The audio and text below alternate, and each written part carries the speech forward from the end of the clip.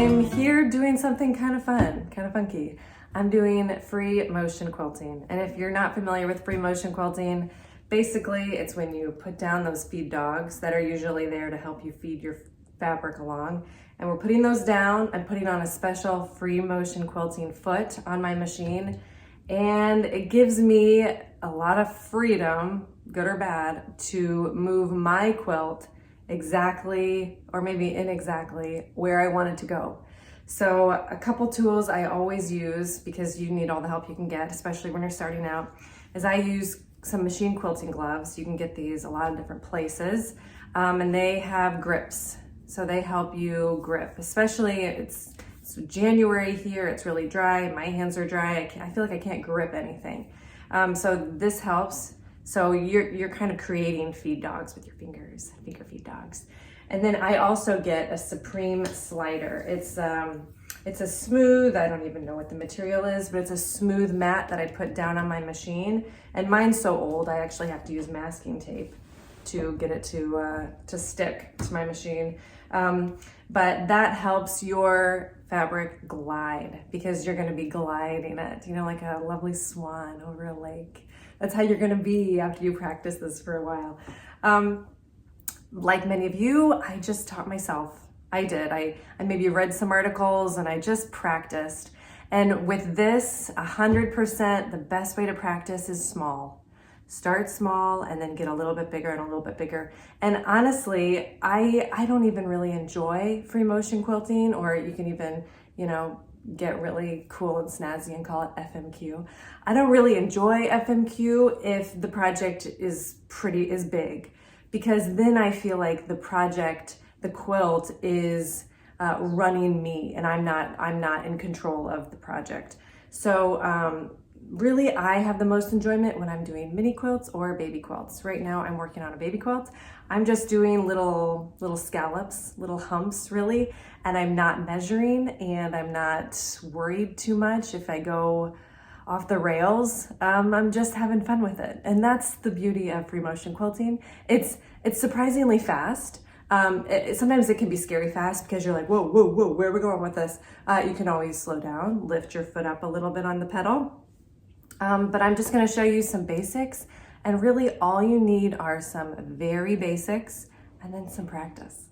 It's kind of like hand quilting in that sense, if you've seen my hand quilting video, and that there's just a couple things you need, and then you just try, you just keep trying. And you know, if you get frustrated, take a break, take a breath, take a pause, always, and then get back on the horse. And I will tell you, you know, I've been doing this for a while. I've been dabbling with it on and off. But I have had to seam rip a lot. You know, there are times when you go, whoa, that stitch got really big, or why are my stitches so tiny? And a lot of it has to do with speed, the speed of you moving, mixed with the pressure of your foot pedal. There's a fine balance. There is a perfect middle ground there that you're gonna find, but I promise you really only find it with practice. So let's do this. I'll just show you how I'm doing these little humps, these little hills, and you can play with this motif if you want. There's so many different options out there, different meandering, different loops and stars, or, you know, any shape you can think of, you can do. This is like drawing with fabric and thread. It's exciting, really. It can be overwhelming, but don't let it be, because you can just keep it simple. You never have to get more extreme. You never have to get bigger than you want it to be. You can keep it simple, keep it fun, whatever is fun for you. Okay, so typically the name of the game when it comes to quilting is you don't want to snip your threads too much, you know, so you don't want to stop and start and snip and backstitch, just because that can start to look messy.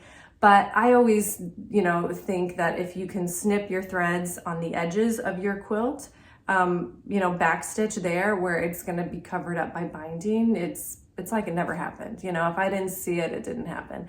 So with this, just so the quilt never takes control of me, so I'm always taking control of the quilt, I am actually starting on the left side and I'm moving to the right, and then I snip my threads, and then I start back on the left and I move to the right, and I'm doing it in rows like that. That's my preference. I've done this exact motif in the past where I've gone like waves, and it's gotten a little bit messier. It was a lot faster. It was a little bit messier. So this time I'm slowing it down. I'm being very tidy and very neat, and I've had no fabric pulling issues. So, but I'm not done yet. You know, I'm not done yet. Anyway, I'm gonna just show you how I do a row. You're probably gonna think, oh, you go a lot slower than I thought. And yeah, you know, I need to practice more. That's how you get faster at it, or you just keep it slow and you just enjoy yourself and you enjoy the process. Whatever works for you. Okay, come with me. Okay, so I start with my gloves. I have my Supreme slider right here. My free motion foot is on and my feed dogs are down. So that means I am ready to go. I pin based, so I am gonna be stopping and taking out pins as I go. That definitely slows down the process. If you are a spray baster, that's gonna make this go even faster. So I'm always gonna hold my top thread right here, and I'm gonna go up and down, and I'm gonna move my quilt just itty bitty tiny spaces, little, yep. Just, it's kind of like the free motion back stitch. And if you were doing that in the middle of the quilt, you would want to pull up both threads. I have another video on that, but because these threads are gonna get hidden in the binding, I don't really need to worry too much about that. That's kind of the beauty of starting on the edges. Okay, here I go. I'm gonna just follow this motif, just do some humps. If you want to draw guidelines, go for it. If you want to just give yourself little marks with tape, you know, like this is the peak of my hill or whatever, you could do that. I'm gonna be kind of putting some tension on the fabric so I'm not getting a bunch of pulling, and I am just gonna go as fast as I feel comfortable. Here we go.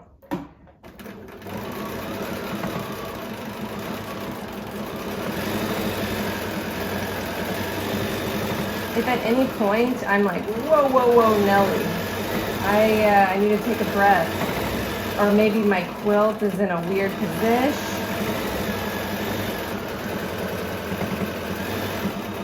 Here we go, now I'm gonna stop. So you can see I have part of it rolled so it doesn't get too in my way. Okay, I'm repositioning. Needle's always down. Here I go again. Feeling pretty good about how things are looking.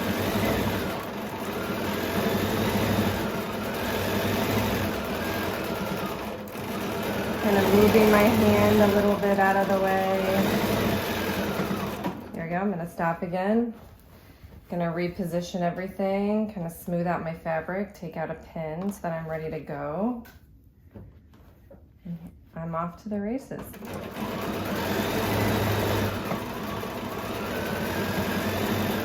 All right, how's this angle looking? Should we get a little bit closer in maybe? Let's see here. We'll just really, ooh, yeah, we'll get right in there. All right, hopefully my hand's not in the way.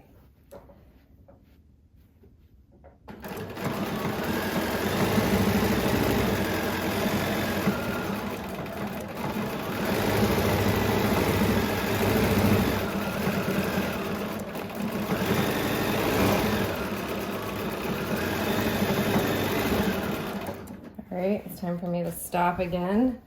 And this is another reason why I love baby quilts, because they're just not too big, too overwhelming. I'm not, you know, dealing with a ton of fabric right in there. And let's see if I can even zoom in closer. Whoa. Okay, here we go. You ready?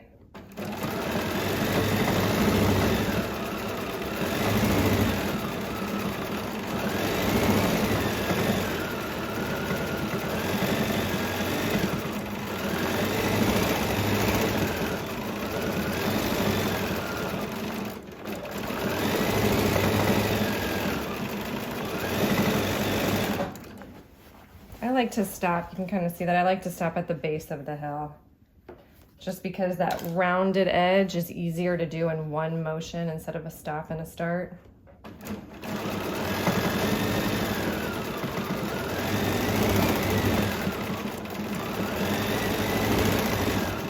Now the speed of this is 100% controlled by my foot pedal.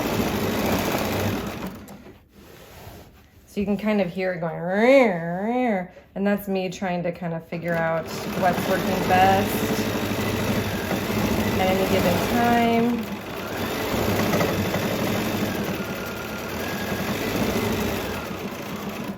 There we go. I got one more pin, and then you're gonna see me, I'm gonna stop and I'm gonna do another tiny little back stitch. Whoop.